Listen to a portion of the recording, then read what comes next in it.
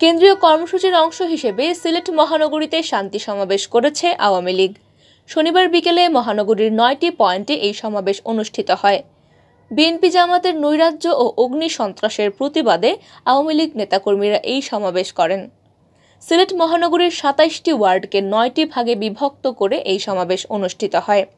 ১, ২ ও ৩ নং ওয়ার্ড রিগাবি বাজার পয়েন্টে, ৪, ৫ ও ৬ নং ওয়ার্ড আম্বরখানা গোল্ডেন টাওয়ারের সামনে, ৭, ৮ ও ৯ নং ওয়ার্ড মদিনা মার্কেট পয়েন্টে, ১০, ১১ ও ১২ নং ওয়ার্ড ওসমানী মেডিকেল কলেজ হাসপাতালের ২ নং গেটের পাশে, ১৩, ১৪ ও ১৫ নং ওয়ার্ড লাল দিঘির পাড়ে, ১৬, ১৭ এবং ১৮ নং ওয়ার্ড কুমারপাড়া পয়েন্টে, ১৯, ২০ ও ২১ নং ওয়ার্ড উপশহরে, ২২, ২৩ ও ২৪ নং ওয়ার্ড নির্বাচন অফিস সংলগ্ন এলাকায় এবং ২৫, ২৬ ও ২৭ নং ওয়ার্ড কদমতলী পয়েন্টে শান্তি সমাবেশ করে।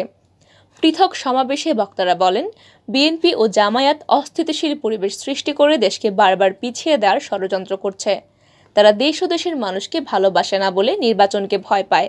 গণতান্ত্রিক পন্থা নির্বাচনকে পাশ কাটিয়ে ক্ষমতায় যেতে চায় পেছনের দরজা দিয়ে। এজন্য তারা আগুন সন্ত্রাসের পথ বেছে নিয়েছে। কিন্তু দেশের মানুষ সন্ত্রাসীদের দল বিএনপি ও জামায়াতকে চিরতরে প্রত্যাখ্যান করেছে। পৃথক সমাবেশে বক্তব্য রাখেন সিলেট মহানগর আওয়ামী লীগের সভাপতি মাসুকুদ্দিন আহমদ, সহসভাপতি জগদীশ দাস, সাধারণ সম্পাদক জাকির হোসেন, যুগ্ম সাধারণ সম্পাদক এটিএম হাসান জেবুল ও আজাদুর রহমান আজাদ। বিএনপি জামাতের বিরুদ্ধে তারা যে সারা দেশে সন্ত্রাসী কার্যক্রম চালিয়ে যাচ্ছে, তারই প্রতিবাদে আমরা সিলেট মহানগরে ২৭টি ওয়ার্ডে আমরা শান্তি সমাবেশ করেছি।